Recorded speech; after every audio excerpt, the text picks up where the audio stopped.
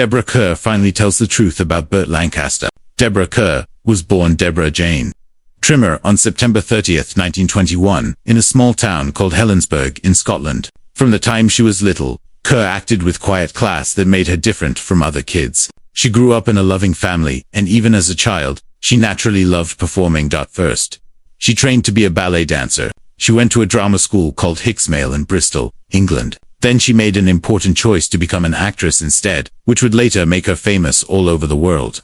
Kerr started working in movies in the early 1940s. This was when Britain was fighting in World War II. Movie makers quickly noticed her because she had a rare mix of beauty, grace, and smarts. Her big break came with two movies, Major Barbara in 1941 and Colonel Blimp in 1943. These movies let her show how good she was at acting. Unlike many actresses back then, who always played the same type of character, Kerr could play sensitive heroines, strong-willed women, and complicated characters. She always brought depth that made her characters feel real and alive.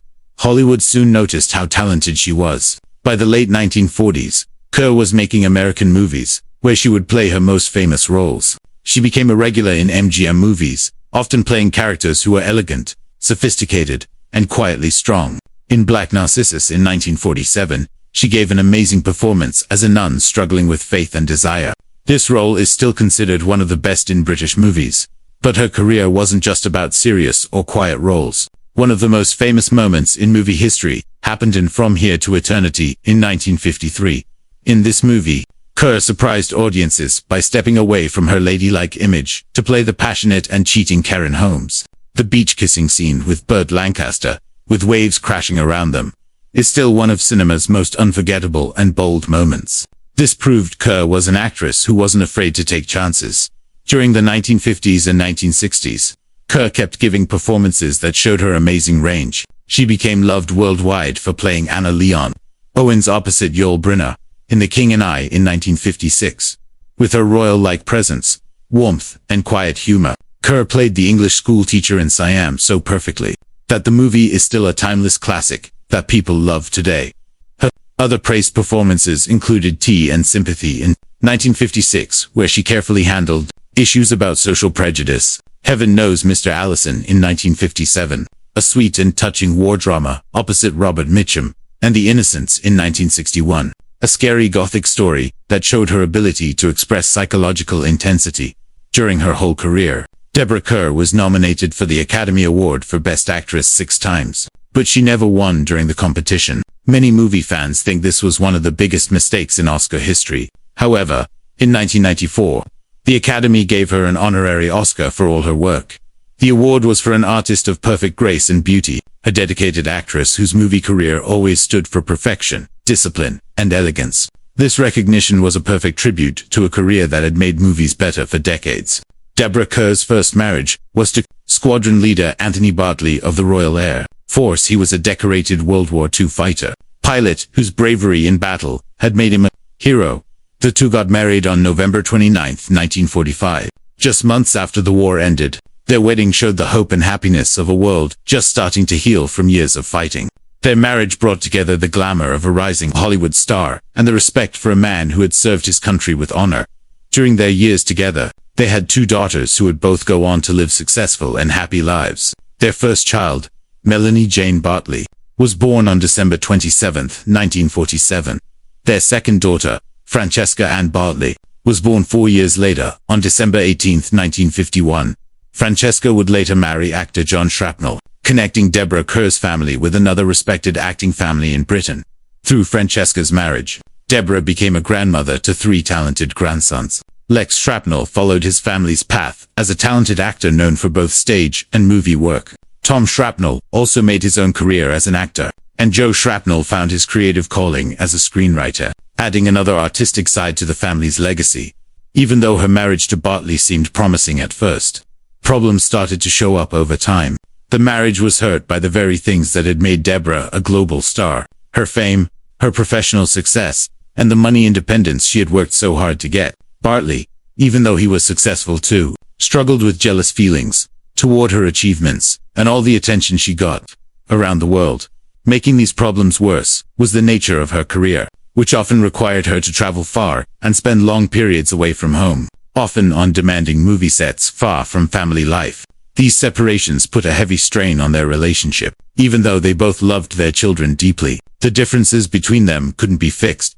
After almost 14 years of marriage, Deborah and Bartley got divorced in 1959, ending a part of her personal life that had both happy moments and deep challenges. A year later, Deborah Kerr started a new journey when she married American-born writer and screenwriter Peter Viertel on July 23, 1960. Was a man of letters who was famous not only for his novels but also for his work in Hollywood, where he wrote screenplays and was connected with the literary and artistic circles of the mid-20th century. Through this marriage, Deborah also became a stepmother to Viertel's daughter, Christine Viertel, with whom she shared a bond that made her family bigger.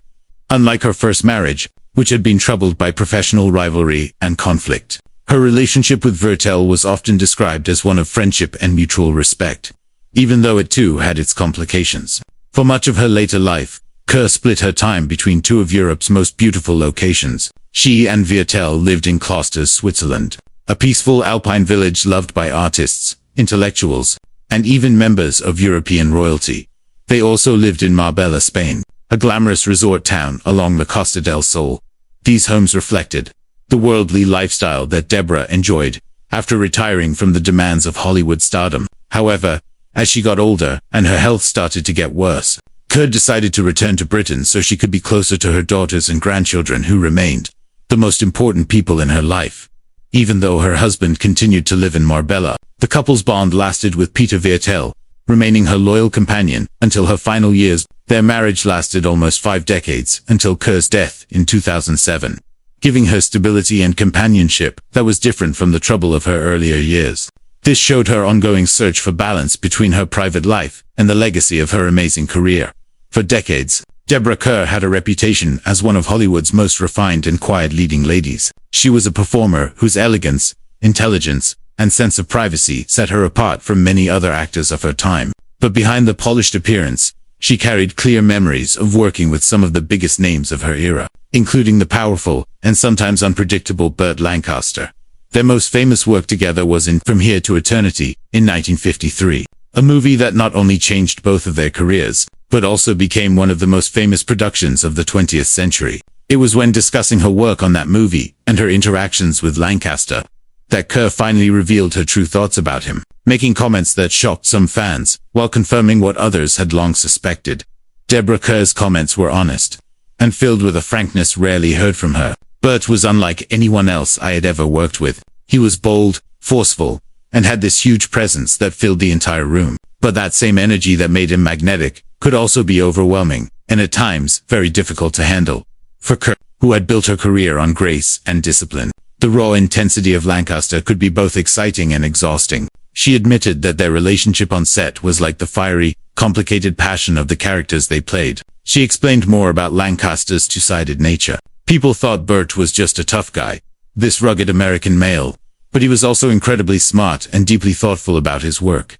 At the same time, he didn't always know how to control himself. He could be very demanding, and there were moments where I felt he pushed not only me, but everyone else far beyond what was comfortable. This revelation exposed a side of Lancaster that Hollywood gossip writers had only hinted at. His endless drive and sometimes controlling presence could clash with his co-stars, even those as experienced and professional as Kerr. The famous beach scene in From Here to Eternity, which became one of the most sensual and daring moments in movie history at the time, was not as easy as it looked on screen. Kerr admitted that scene was not easy to film. The waves were stronger than expected. The sand was everywhere, and Burt, being Burt, insisted we do it again and again until he was satisfied. I was exhausted, and at times I felt like I couldn't breathe, but the result, as everyone knows, was unforgettable. Here, Kerr showed what really happened behind the scenes of movie perfection, the physical discomfort and emotional stress hidden beneath the glamour of a famous Hollywood moment. Yet, her words weren't only critical.